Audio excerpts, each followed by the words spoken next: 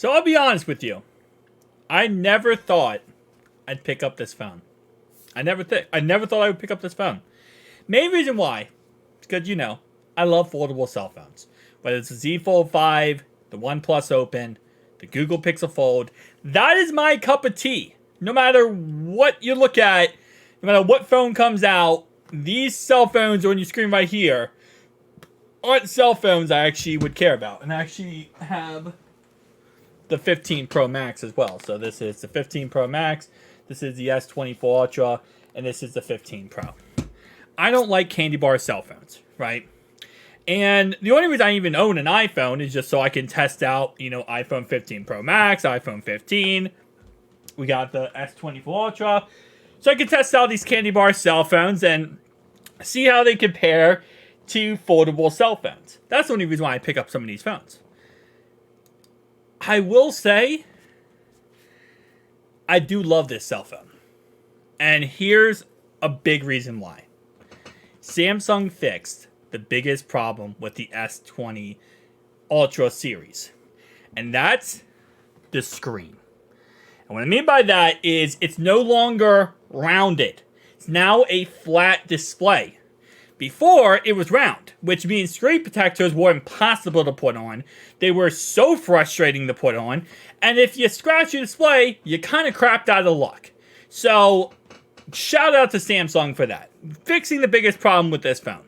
Now, I still will sit here and say I don't think this is that much of an upgrade since from the 23 Ultra. I really don't think it is. I've owned the 23 Ultra. I made videos about the 23 Ultra. I still do love that phone, but I will say if you are like me, where you don't have a 23 Ultra anymore, and you're trying to upgrade your phone, and you're thinking, hey, should I get the latest and greatest from Samsung? Yeah, I think it's a really great phone.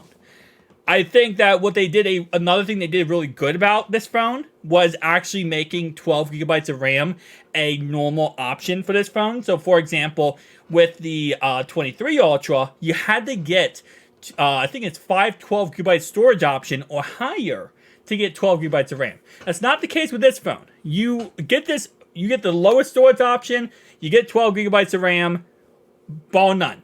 You also get the Snapdragon 8 Gen 3 processor. You get 5,000 milliamp battery, which, amazing. You get everything you would expect from a flagship cell phone in 2024, right? A high-end flagship cell phone.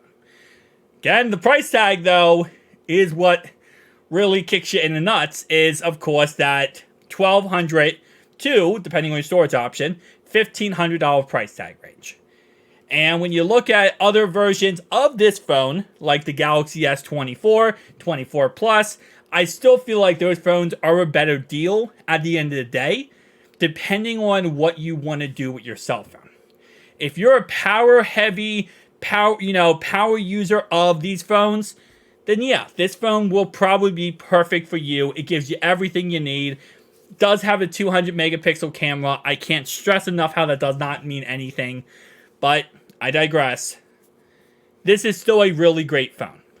But if you're like, hey, listen, I just want to get a new phone and I really like the Galaxy S series, I would probably recommend going with the 24 or the 24 Ultra. Because you're probably never going to use the amount of power that this phone has. And that's another thing when it comes to a lot of these cell phones. We see, it has a Snapdragon 8 Gen 3 processor. Is that much of an upgrade since the Gen 2 processor? No, it really isn't. It's such a small difference at the end of the day for a normal user to go from a Snapdragon 8 Gen 2 to a Gen 3. Yes, it's an upgrade on paper, and if you really want to break it down, you're going to see somewhat of an improvement, but not really. And when you go from a 12 gigabytes of RAM, let's say you had the 512 last year, 12 gigabytes of RAM, you're not going to see any difference there. Even if you really go from 8 to 12, you will see a tad bit of a difference, but it won't be enough if you're a casual user for it to really impact your daily flow of things. So, how I look at it is like this, right? Again, I would recommend, if you are going to pick up a new phone, right, and you're looking at the Galaxy S series here, 24 or 24 Plus would be my recommendation. If you do want to pick up this phone and you're like, hey, listen, I really want to get it, get an S23 Ultra for a discounted price. That's kind of how I look at it. I know that might be an unpopular opinion, right? That might be an opinion people are like, oh, come on, man, you're crazy to say that. And yes, the titanium body is nice, and I do like the titanium body. It feels a little bit different, kind of like the iPhone 15 Pro and 15 Pro Max. When you feel their bodies, you're like, whoa, titanium, a little bit different. But other than that, again, and I'm going to go ahead and just say this right now because for those who are going to comment about this, the 200 megapixel camera, the reason why it doesn't matter is because 200 megapixel camera is just 200 million pixels. That's all it is. And unless you're printing out a full-size portrait of yourself or you're printing out a full-on picture, you're never going to need 200 megapixel camera. Does not matter. I shoot on an A7 III.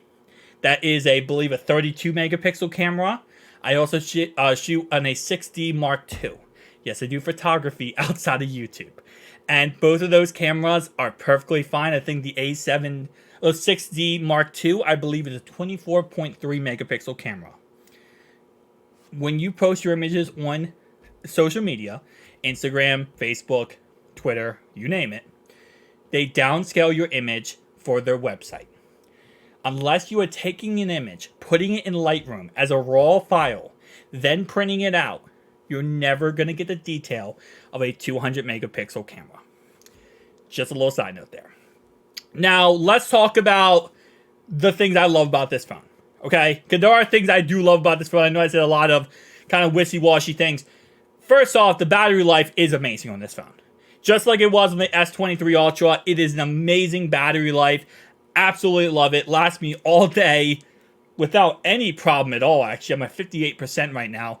I charged this phone yesterday. It is an amazing battery. 5,000 milliamp battery, fast charging, wireless charging. Gaming on this phone, I love the 6.8-inch display. I mean, especially comparing it to like the iPhone 15 Pro Max, for example. I loved gaming on this display way more than I love gaming on this display.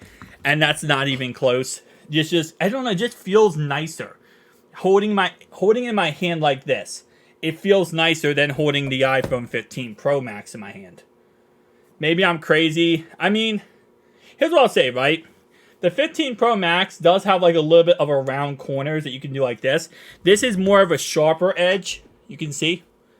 Let me show you guys. This is a little bit more of a sharper edge, which is a kind of a little bit of a downside. Because when you hold it like this, it might be uncomfortable. For me, it's not. I kind of like the sharper edge a little bit more. The round, I can't like really get a grip on it as much. So that's a plus. I do have Launcher 10 on here, which as always, if you guys have been following the channel, you know I absolutely love Launcher 10. It's one of my favorite launchers of all time. What I'm able to do with that is kind of give it more of a simplistic look, get to my apps a little bit faster, be able to do my day-to-day type situations a little bit easier. And of course, I also have Samsung DeX on here. So, but again, these are all things I'm listing right now that you can find on the S24, S24 Plus, or the S23 Ultra, right? It's all things you can find on the previous model. So do I feel like this is that much of an upgrade? Not really, no. I really don't think it's that much of an upgrade. I did upgrade from that phone to this phone, but it's not that much of an upgrade at the end of the day. It's still a great phone. I still love it, but probably save your money and get a 23 Ultra or look toward the Galaxy S24 line.